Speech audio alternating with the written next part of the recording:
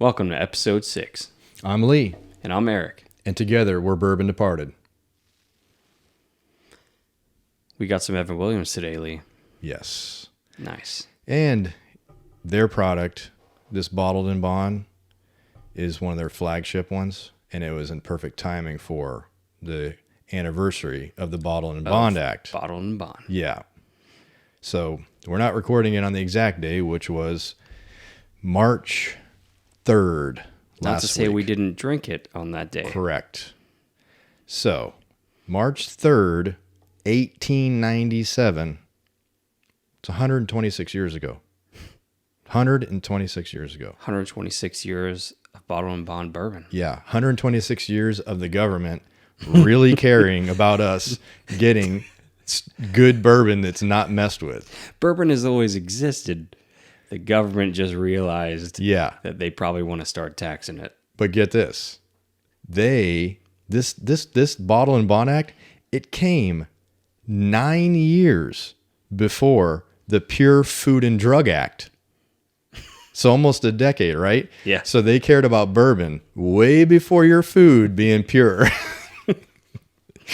So it was basically created to enact a standard quality for bourbon. Mm-hmm. Now, there's loosened rules that is what majority of the legit brands are going with. It's kind of like nowadays. Nowadays.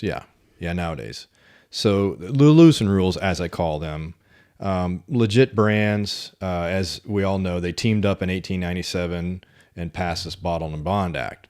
Now, it ensured any whiskey labeled Bottled and Bond BIB, aka BIB, had been distilled at only one American distillery in the same season. So the seasons go from January to June or July to December.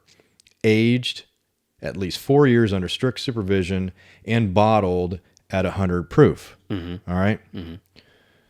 So the strict supervision aspect, I think, is what is loosened up. Now, here's the strict rules. All right?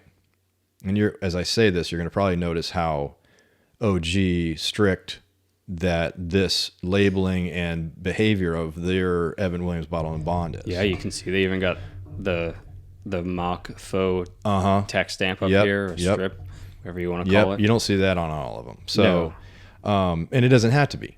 Right. You're still getting your Bottled and Bonds out there, but they don't need to be, is what I'm about to say. Now, the strict ones are, in order to be labeled as Bottled and Bond or bonded, the spirit must be produced at one distillation season and one distiller, and one distillery. It must be bottled and stored in federally bonded warehouses under the U.S. government supervision for no less than 4 years. Mm-hmm. The bottled products label must identify the distillery by D.S.P., where it was distilled, and if different, where it was bottled. Most bonded spirits are whiskeys. Now, I'm not jumping ahead, but I will tell you when we start looking at this label. On the back, you may wonder, why do we have two DSPs? We have Louisville, Kentucky DSP KY1. We'll go into why that's KY1. Right. And then Bardstown, Kentucky DSP KY31. So, I'll surprise you with a little more information of why you have two DSPs on there and why they couldn't be all at one. Now, to add in a little bit of a more later regulation, clarifying, if you're going to say straight bourbon, you're going to put that on your label. Right. Has to be produced in America. Okay. Include at least 51 corn in its mash bill. Contains 0 additives. Now, that was the big one. Right. Right? Yeah, no colors, flavors. And so bottled and bond with straight together, you have the cleanest.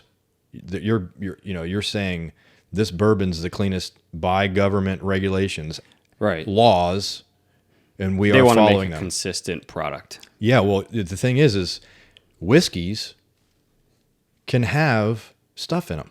Mm-hmm. You don't put straight. You don't label straight. You're by this law, right? Or this regulation. You go and say straight. You have nothing added, no colors. And I learned, sadly, after years of drinking Scotch, that there's no straight with Scotch. Even the best Scotches have colors in them. Right.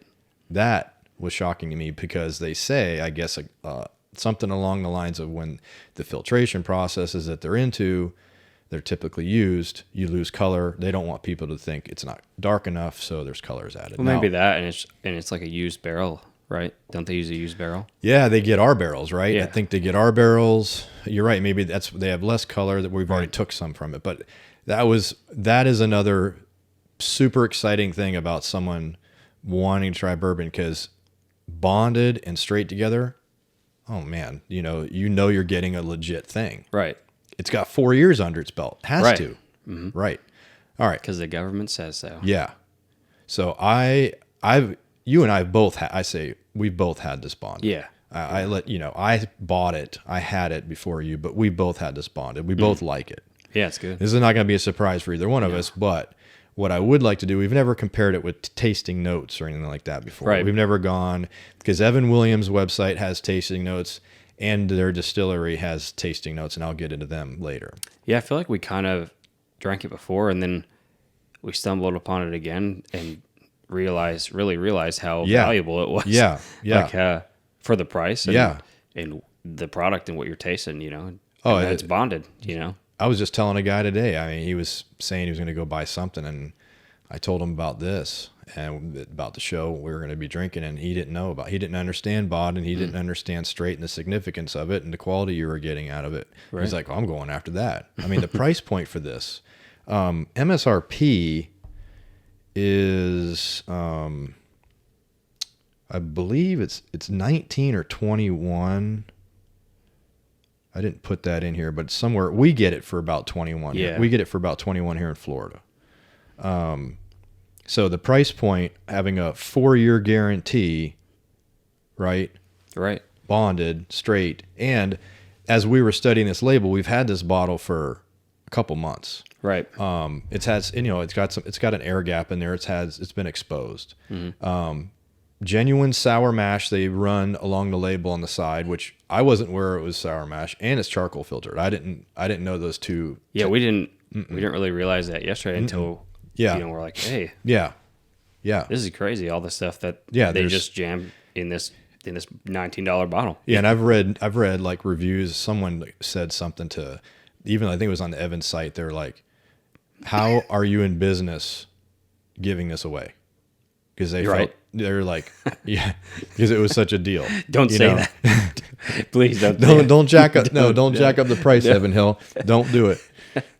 But the thing is that label, that is called the white label. So it had a different label. This is the matured, more bottle and bond obvious label they've done. I don't have a bottle with the original label. I don't have the white label. Oh, okay. There's white label. There's a black label. I try to get us to the black label, we're trying to basically go with, this is a bottle and bond anniversary. 126th anniversary, and I really wanted to go with that. And now we just drank some bottle and bond on another show. It was a month earlier, so we have a true appreciation for bottle and bond. True appreciation. Do you want to get into this? I'll tell you some more. Yeah, for sure. Let's get into the nose and talk more about it. And then we'll nose it, taste it, see what the finish is, and then I'll come back with their notes, okay? All right. Because the experts over there that are master distillers, they must put the input of what we're to expect. Now, this is sat out now for a few minutes, right? Yeah. Aired out long enough for a year.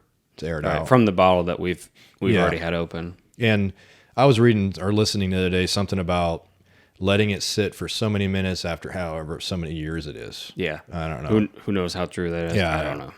We let it breathe. Yeah. It's, it is easy to nose. I'm getting a lot of apricot. You're getting apricot again. Mm-hmm. Some spice on the nose, So I get the sweetened, the caramelized corn. Yeah, I can smell the caramel too. I'm trying to see, if you picture, you almost have to think about it. And I know we don't know what leather tastes like, but do you sense any leather or no? Yes or no on that leather? Is it there? Me, no. I don't think so. I don't either. Maybe I can revisit after, I taste it, but. Mm-hmm. But it's a sweet, it's 100. Oh, I left out a point here. It's 100 proof. Right. 100 proof, bottom. Right. But so you're another guarantee that's a home run. Like you can do a lot with this. Right. Right. It's not your 80. Yeah. 86 Yeah. proof. You're going to, like you always told me in day one, you're like, you start making cocktails with the 80 something proofs. You're going to be like, right. Yeah, you're losing some. This should hold its. Right. And for the price, for it to not be 86% or something that's like awesome. that, Let's get into the taste. Okay.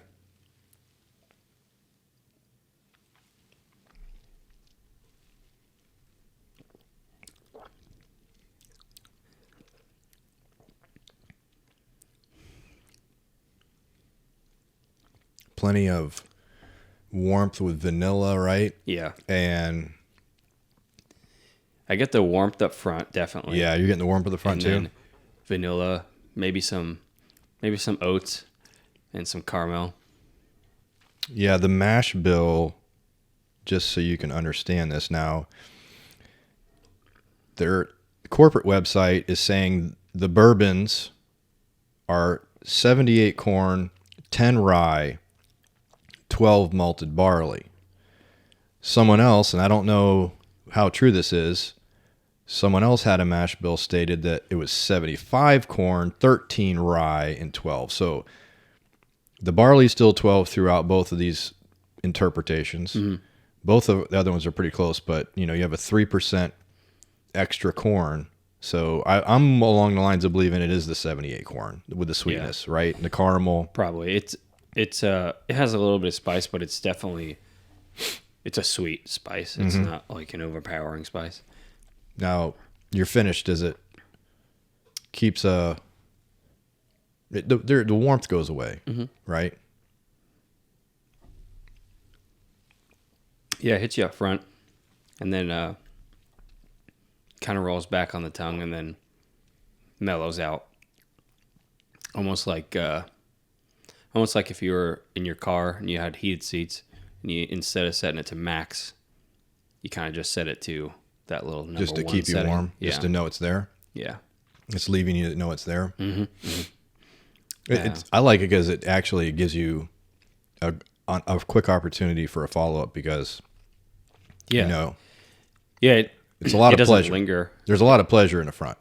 It doesn't linger with like a lot of spice, so which makes it easier to drink. There's a lot of front end pleasure to it. Yeah, sticking to the back of your throat. But I like it. Did you? I mean, I'm not getting the apricot aspect. I think I only smelled it. I don't really. You don't taste it now? No, I think the oats, the caramel. I think they overpowered that. All right, so let me just tell you what their notes say. The aroma should be caramel with the hints of vanilla, oak.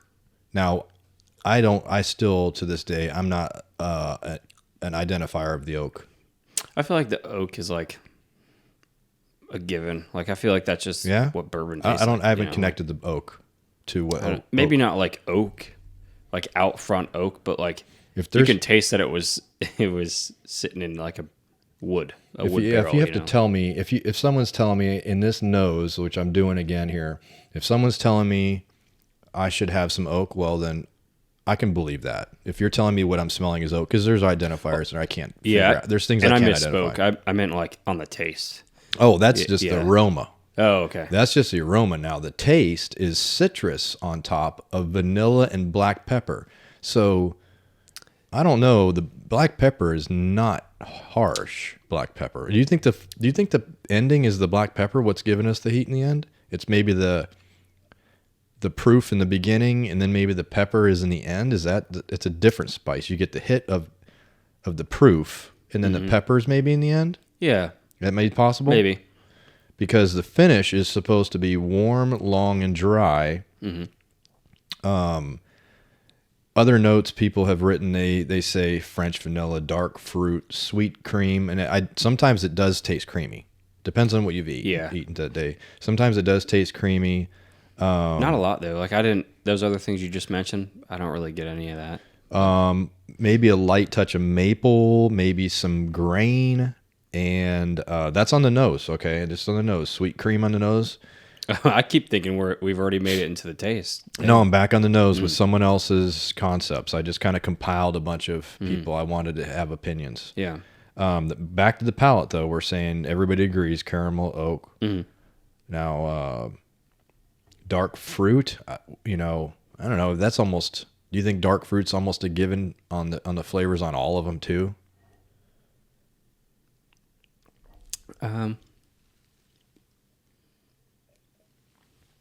I mean, when you put, I don't know if it's because it's in my head, but maybe like a dark cherry or something like that. Like I don't know. I don't know. Maybe that's the apricot, because that's a dark fruit. That's a dried fruit too. Dark dried fruit. So, see, here's someone thinking a little leather's in there. I'm trying to put the leather in there. I would like to. I'm not getting a lot of that. Yeah, I don't know really. I haven't locked in what leather is, quite frankly. But it is considered medium body, velvety. Yeah.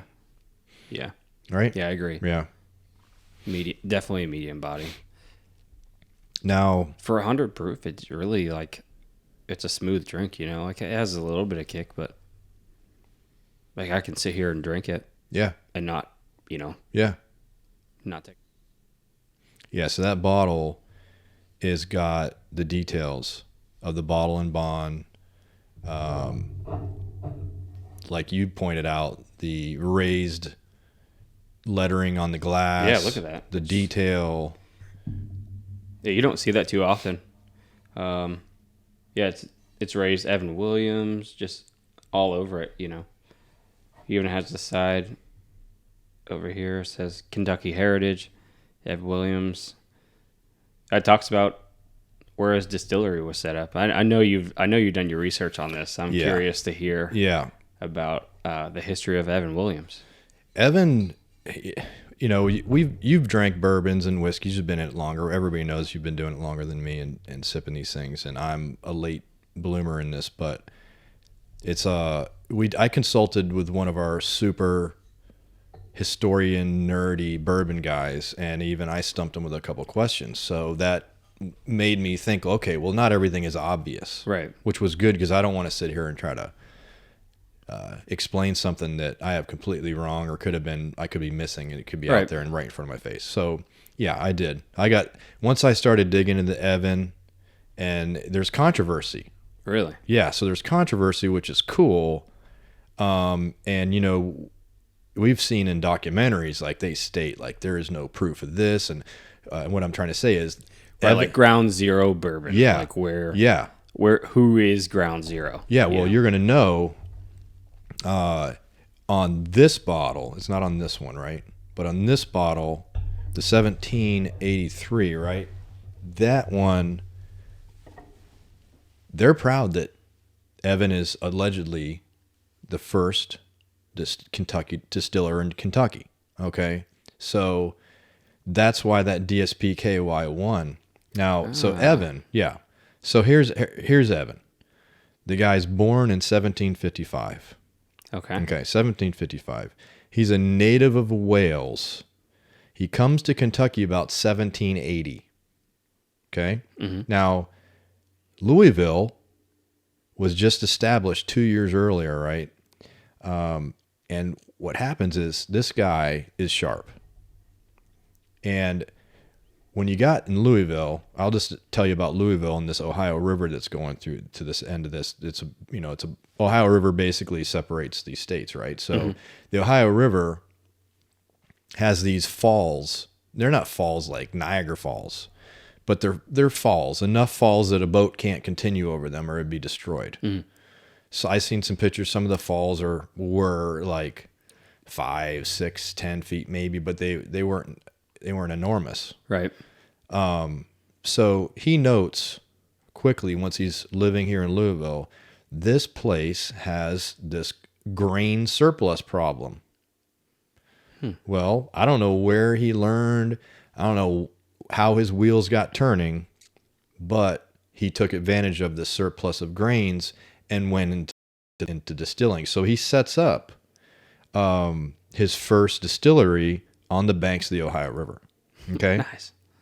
So, Right on. and he's purchasing corn from surpluses on the east side of what is now known as Fifth Street. So he has been known for being the first commercial distillery. Okay. Now, the federal documents show that he registered in 1801 with the federal distilling license. He indicated that he owned 3 whiskey stills licensed at 141, 130, and 93 gallons. So 1801, where allegedly these documents are showing Right.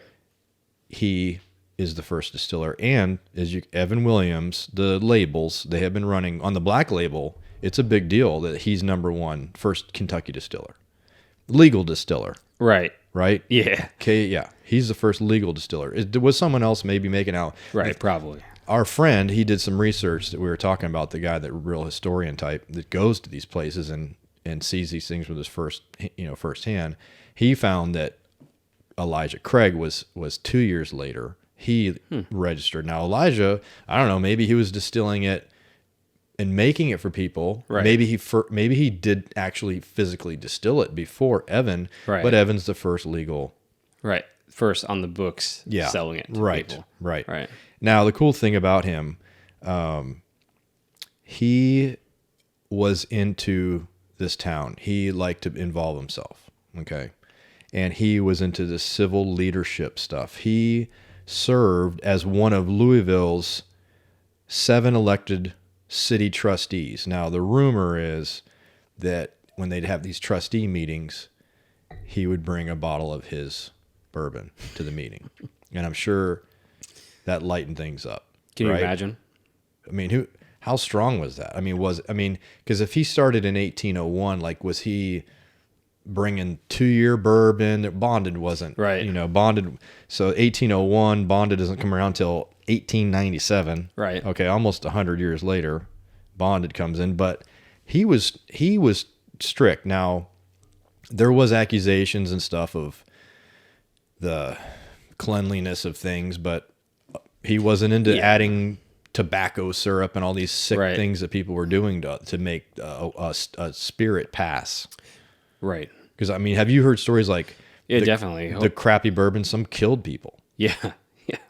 I had no idea until I read up on it, just download some ebooks, and I'm like, that's crazy. Can you imagine? No, that's sick. Like, they put something, I don't know what ingredient it was, but I heard people would just shrivel up and die because whatever ingredient they put in there to pass it off as a brown... That's horrible. Yeah. Can you imagine, I'm going to... You're thinking you're going to have a good night? Some bourbon. Yeah, you're going to have a good night. Long day at work. Pour yourself some bourbon. Your gut just... That if I get this right, that is where that rot gut or gut rot statement came from. Back then. Maybe. So, I know we all know Evan is not around anymore. How are we drinking this bottle and bond today? And is it the same stuff?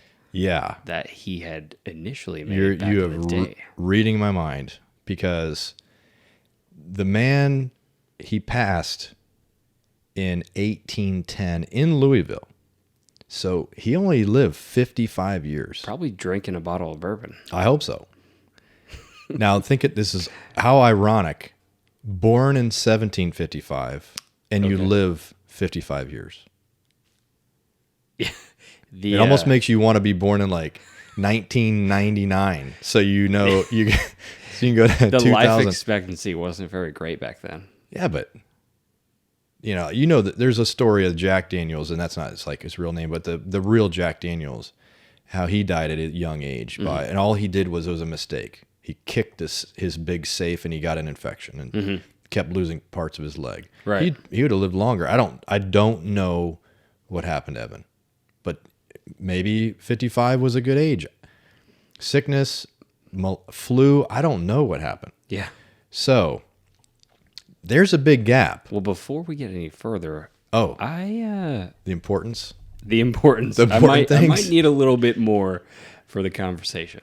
Yeah, because I've got to tell you about the distillery who picked this up and added this to their portfolio, okay? Mm-hmm. And the good thing is the perfect powerhouse distillery picked it up to give us this amazing product to continue. So, in 1810, he passes in 1810. Now, Heaven Hill, we know they make a bunch of stuff. Their portfolio is big. They've got Evan Williams, they've got Elijah Craig, and it's funny because they have in their portfolio the two that are the OG alleged back and forth first distillers. Right. How convenient that is. Oh, you don't think Evan is number one? Well, we also got Elijah Craig. Right, like these guys are probably fist fighting back in the day, and now one big name company we'll just basically took both both of them out. How you get those names, how you even take that control, know. I don't know. Does the family have the control? They sell it over to Heaven Hill because they show interest? I don't know how this works. Who knows? Did they make some deals after the grave? I don't know. Yeah, maybe there's, because you're going to learn Heaven Hill is still family owned. From what I understand, Really? Still family owned. Now, they were established in 1935. Oh, wow. 1935. Evan passes in 1810, so over 100 years later, this distillery, is established. Now, some say 35, 36, first introduced, the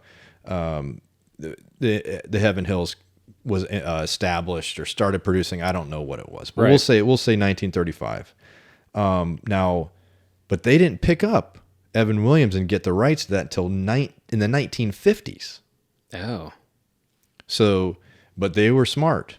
I mean, it only took them 15 years, right? Yeah. And they're like, wait, we have the opportunity. We know the lineage of Evan, and they are, to this day, they state that they just want to be producing a product that he would be proud of. Mm-hmm. Okay. I wonder if that means that this is what like Evan was initially making back in the day. If if he mash bill or anything, if he was brought back to life right now, walked in, and we gave him a pour of a bottle, would he be like, "What is?" Would he this? go, "This is exactly what I died drinking," or "You guys changed my recipe"? I don't know. Would he be like, "What is this stuff? Yeah, this isn't my bourbon." Or does he say, "Wait, you improved"? Yeah. He's like, and he's an expert, right? So he's like, oh, okay, and he knows the mash bill, and he calls it out, and he goes, "Oh, you guys figured out the problem I was trying to figure out." Because you would think it would be flavor locked in his mind if he died drinking his own bourbon. You know? Yeah. Genetically, it's locked. Right. Now, with Evan Williams brand coming into their portfolio, it quickly became the nation's leading bourbon, I guess, and Heaven Hill Distillery's flagship brand, actually. Really? Yes. This is a mover. Evan Williams is a mover. The notes I have, they're saying second largest selling bourbon in the world. The Evan Williams line. That's second. That's a big claim. Yeah. So shortly after Prohibition ended, this is when Heaven Hill decided to jump on the distillery wagon and founded in Bardstown. Mm-hmm. Okay. By the, I hope I don't, Shapira family, to produce and market bourbon and American whiskey. So they didn't just stick with bourbon. They got, with their whiskeys. I don't know what, we haven't had their whiskeys, but it was a speculative business because there was issues with the height of the Great Depression. The company was family owned, and the industry analysts were saying you're picking a wrong time to do this, but they did it anyways. Now, Heaven Hill is currently now fifth largest spirit supplier. In my notes, they may have moved up, but they're saying fifth largest supplier in the United States and second largest holder of aging bourbon whiskey in the world. And again, my notes say 1.6 million barrels in aging. Wow. Yeah, 1.6. Like under their belt, like Yeah, they currently lay down, have the capacity to, I guess, to lay down 1.6 million barrels. Damn. Yeah. So 2014, yeah, that's a lot. Where do you put 1.6? I don't even know. I don't know. I've seen some old pictures of the place. It's kind of cool, like the way they spread out their rick houses and stuff. I assume because if one just were to, I don't know, blow up or burn, it doesn't screw the other ones up. Yeah. They're not side by side. I gotcha. Now the company changed its name to Heaven Hill Brand. So there's Heaven Hill brand, there's a heavenhill.com, and then there's a heavenhilldistillery.com. So each one of them, Heaven Hill Brand is more corporate-y, and they basically wanted to make a position to be the nation's 5th largest distilled spirit supplier. Over the last 3 decades, they have built on its foundation of American whiskeys to become a broadly diversified supplier. So they are doing what God's work. You and I don't really buy liqueurs. We don't buy a lot of vodkas. We do buy some rums and other spirits, but they are making that too. Oh, okay. So I don't know, is there juice going to other places? Or are they finishing it off? Is there rums in some of those 1.6 barrels? Is there... You'd have to imagine, I guess if you had that many barrels, you could experiment with whatever, you know? Yeah, and I mean, I think vodka, it just basically, don't you just distill it and move it on? That's probably quicker money. I think they distill it and move it on. So back to, I'm going to give you the details on those two DSP, statements on the back of that label. Uh-huh. So the KY1 is the Bernheim facility in Louisville that was bought in 1999 by them. And the DSP KY31 is the Bardstown Distillery. Now, the Bardstown Distillery, I guess, did have a distillery aspect, but it burnt down. And so the second DSP is only where it's bottled because the distillery side burnt down. But you can still bottle there. Oh, okay. So according to Bottle and Bond, you got to state the 2 places. And they're following that. They're like, okay, we're going to use Bernheim, distill, right? Mm-hmm.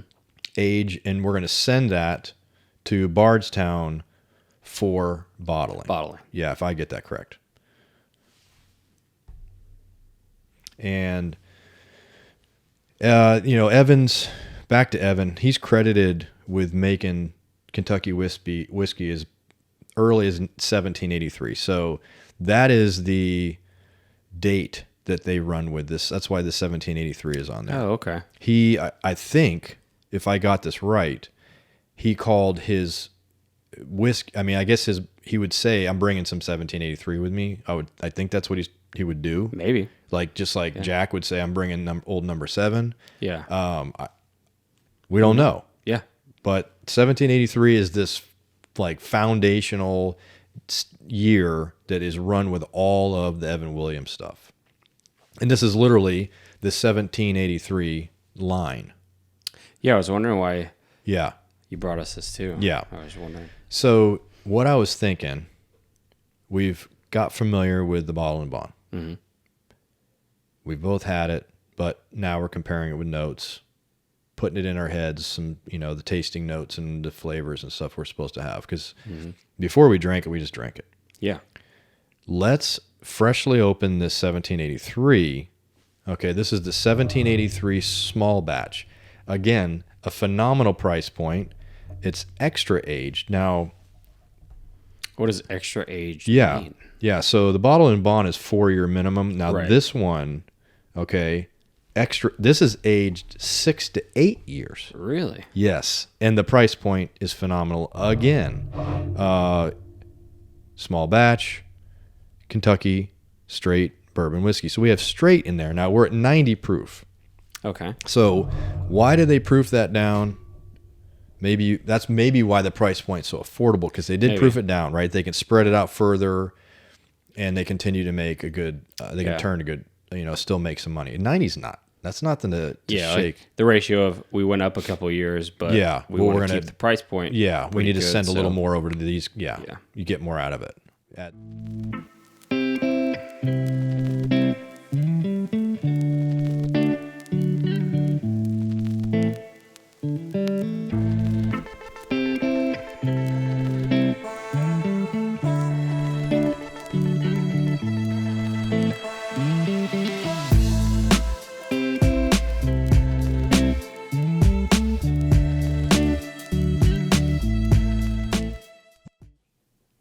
So let's taste the bottle and bond one more time before we go into 1783. All right.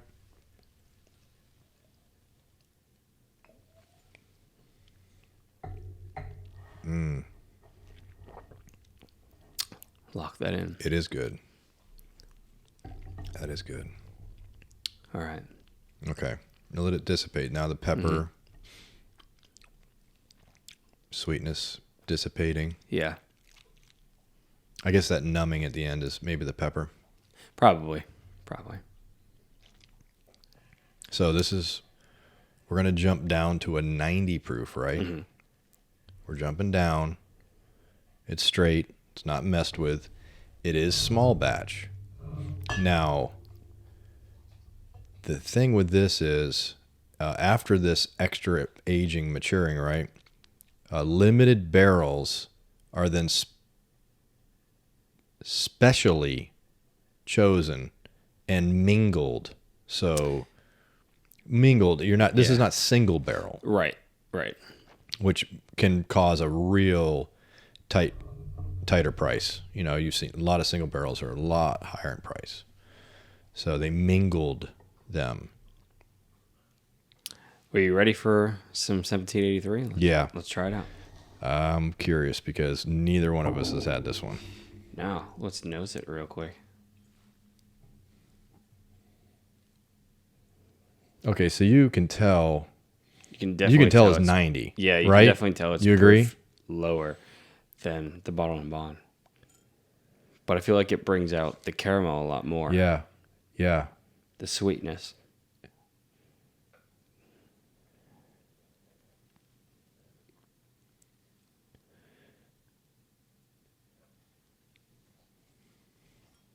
I'm not getting a vastly different nose. No, it's not vastly, just less. I just think it's not as much of a kick. Yeah. You know. Yeah. You could do a hard draw on this. Yeah.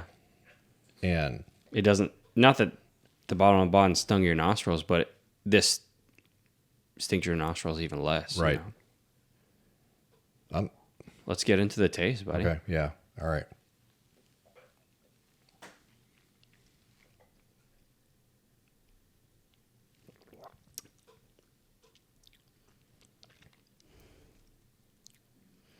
So I can slightly tell the difference. It almost it's lasting longer. Yeah. So you tell me if I'm wrong. Mm-hmm. I drink this, it tastes, fairly the same. Mm-hmm. Just it doesn't give you the kick up front. Mm-mm. You can taste the pepper more, and it is a smoother, on your tongue. It lasts longer, and it doesn't give you that it's more mature. On your throat. You can tell it's mature. It doesn't. Right? It doesn't give that I don't know, you know what I'm trying to say, on the back of your throat. It doesn't give that sting. It doesn't have the initial bite. It's kind of just some flavorful juice. I would probably be able to tell the difference in a blind. We're not going to do it, but I could probably tell visually. No, I wouldn't be able to tell. Honestly, just based on the... Not going to be able to tell visually. Just based on the proof, I think. Other than that, I think it tastes fairly equal, I think the proof has a big play in the flavor profile in this. I think that the higher proof, more commonly hides some things than a lower proof. You get more of the flavor because it's not as hot, you know? But, well, I'll give you this. Extra aged, 6 to 8 years. Now this one, it's specific, right? This in their portfolio is to honor the year that Evan Williams founded Kentucky's first distillery. It's pulled now. It used to be pulled from fewer than 300 barrels. Now it's allegedly pulled from fewer than 200 barrels. Really? Right. So they've dropped it down to 200 barrels. Wonder where those are located in the Heaven to Hill brick houses. Who knows? Right. Because this is the same mash bill. okay, that their personal bourbons use. They're just different parts. From what I understand, different parts of the rick house, different levels of the rick house, different time, aging times. They get a little bit more. Mm-hmm.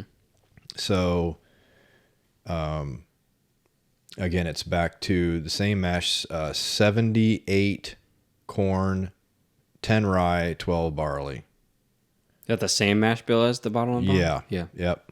But it's in a different, it's longer, and it's maybe in a different location, and it's Right. 200, selected barrels. Right.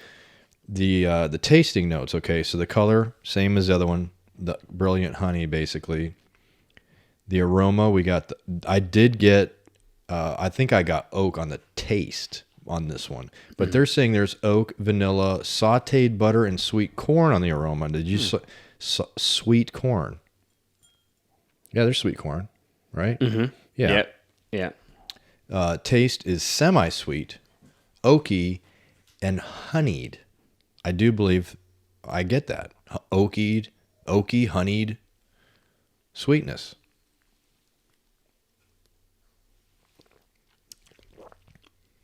Oaky, honey sweetness, basically. Yeah. And it's lean. It's off dry.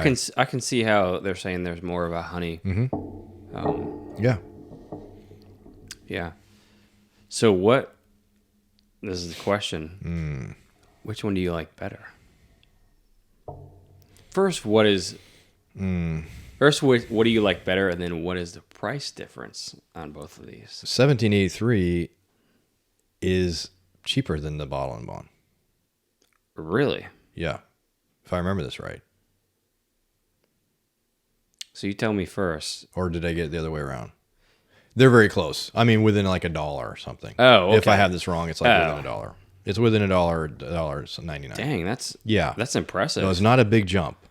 No, vice versa. For a bottled and bond. Right, they're both about 20. So you go buy these two bottles because I went and got us. I wanted us to have one with the intact everything. Right. So that's for the demonstration. The investment, the two of them was like 40 something with tax. Oh. Yeah. 40 something with tax, you get these two. Yeah. Which one are you buying if you can only pick one? Well, the consistency of the bottled and bond and giving 100 proof for another $1, it's hard to say. They're really, I like the mature. I can taste the maturity of the 70. I actually like the 7. I don't know if because it's new, but at this very second, I would say I'm going back for more 1783 until I go and get something that I don't like. I would agree with you. Right? I would agree with you. I think that it's more of a gamble to go with the 1783. However, the 1783 drinks a little bit better than the bottled and bond. But the bottled and bond is a more secure buy. Proof. It's sworn. But I mean, they're both straight. There's no junk added. Right. That's the beauty. Like, at least get straight out of the way. And you're not going to get a crazy difference, maybe with the 1783 bottle for bottle. Like it might not even be a noticeable difference. I don't know. We'll keep trying 1783 through the years, and I don't know. I mean, it's small batch. Is there a big indicator you're buying one 5 years from now? It's not like I don't think it's serialized, but right. I guess maybe they keep picking the same limited 200 barrels from that same section over and over. I don't know. But a good thing, I do like that they mingled it. Mm-hmm. Because we're going to talk about single barrel stuff in other shows. And, you could have one that you like and don't like. Because I remember when I was at Jack Daniel's one year, they were saying, if you like this single barrel and you pay attention to the numbers on here, you better go get more. I have heard that. Yeah. I haven't, indulged in that yet. I haven't even went down that road, but because you go and buy one of those and you got to go home and try it. And then do you run back and try to then go through the shelf and pick the same cereals? I haven't pursued that, but final test here. let's toss some ice in these bad boys and see how it changes the flavor. I agree.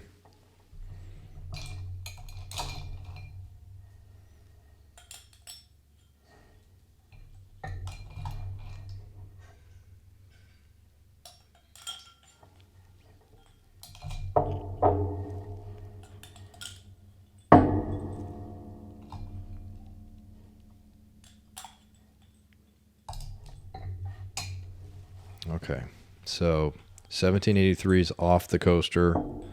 Bottled and Bond's on the coaster. Mm-hmm. What are you going with first? What are you curious? Let's go we have been, just Bottled and Bond first. Because so we're at 100 proof. We added some ice.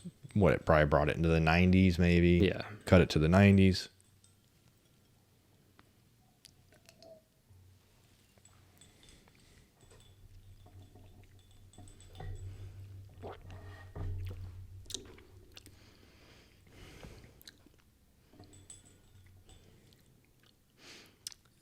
So it definitely cuts down on the initial smack. Mm-hmm. You still have that lingering, like, mouth-watering taste, but I feel like it brings out the caramel and the cream more. Mm.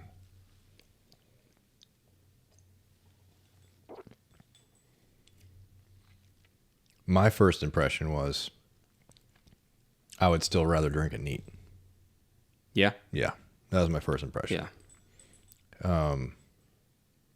Because I appreciate the things. I appreciate the characteristics, and this maybe a drop of water would do. Mm-hmm. We know it would do something different. We haven't done that, but Right. this ice cube drop, I prefer it neat compared to the ice cube drop. Maybe we'll do a couple drops of water sometime. Do you think it's changed the flavor profile, though? I think I lost my sweetness that I pursue. Really? Yeah.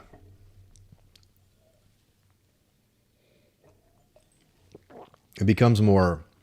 I think it becomes more woody, like more. I think you start to be getting more of the barrel aspects. I see that. More earthy coming out. If it drops one, because that makes sense. Because if you drop the overpowering sweetness, well, it's never overpowering, but you drop your favorite profile, right? I lost my sweetness. I lost some of the caramel. I lost the stuff, and now I'm getting the earthy stuff. Do you pick the? I can agree with you there. I think it does bring out the earthiness in the oak. For me, I feel like it kind of amplifies the cream and the caramel, though. But yeah, I agree with you. I agree. Yeah, if you want to, I guess if you wanted to see the other level of this, drop some ice in it to see what the other level is and experience it. All right, so we know what that is. We know what's going on there. Right. Let's move on to the 1783 and see what we get there. 1783 now. That cube's been smoked away by the... Mine was a bigger cube. So. Yeah, you had a big cube. But I get more still. I still remain more nose on this. It's even... We dropped this into the 90s, right? 90 proof, something in the 80s. We dropped this into the 80s because it starts at 90. I feel like I get less nose.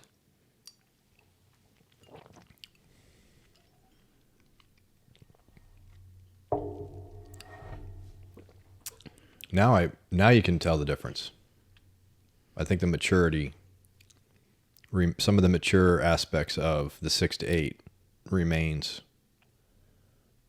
You can't water them down. So I'll tell you what I think, and you tell me what you think. Mm-hmm. I feel like it proofed it down a lot. Like too much proof down? For me, yeah. Yeah. Like I don't get a lot of the flavor, but I get a strong peppery note. You know, that's on my mind, you know, when I taste it. Let me taste it one more time, but yeah, I feel like it's proofed it down a lot.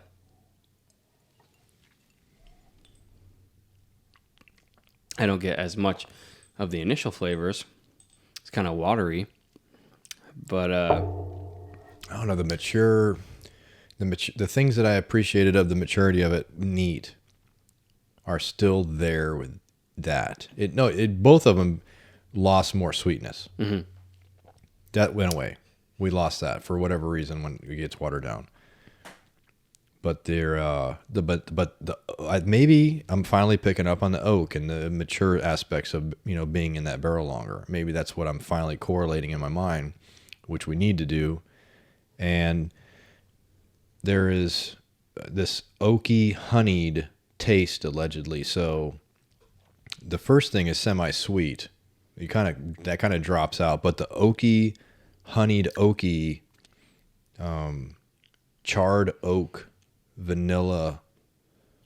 Do you still get the vanilla? We don't lose. I think the vanilla stayed with both of them, right? I get a very subtle vanilla. Everything's subtle to me now. I feel like it's proofed down too much. I like it neat, way better. Yeah, I won't do this to myself. I think you can still taste the vanilla. You can still taste the oak, and definitely a little bit of pepper. But everything's definitely reduced in flavor. Yeah, it's funny. I enjoy it a lot more neat. Yeah, you retain that oak lock in better than me. Mm-hmm. I mean, not oak. I'm sorry, the pepper lock in better than me.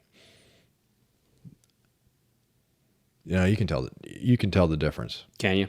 Yeah. That 2 years. It's the same mash bill, 2 years. But again, who knows where these 200 select barrels are located in these houses, Mm-hmm. And bigger question, Evan comes back to life. Which one does he say is closer to his OG recipe? Huh? Right. Which one did he use to take to the city hall meetings? Maybe an even lesser year, right? Well, yeah, it would be lower proof, right? He would be lower proof, probably had less color to it. Yeah. Because the man starts this thing. I mean, he didn't have a long life. Right. He didn't have a long life. So if the math is correct, he's already in Louisville in his late 20s, 30s, right? Mm-hmm. And he only lives to 55. I think if I was Evan and I lived back in those days and I went to a town hall meeting and I was drinking my own neat bourbon, I would probably take 1783. I agree. Yep. I think that's closest. I'm with you. The spirit of it. Mm-hmm. I think they're on. Heaven Hill's on to the spirit of him, and I think that's it. It is. Yeah. And I hope that he is proud in his grave because I think they've done a really great job. Yeah, 1783. Really great job. I think you'd roll with it. Well, guys, like, subscribe, comment. Let us know what you think. What do you like better? Do you like the bottle and bond? Do you like 1783? Let us know. Please do. Thanks for watching.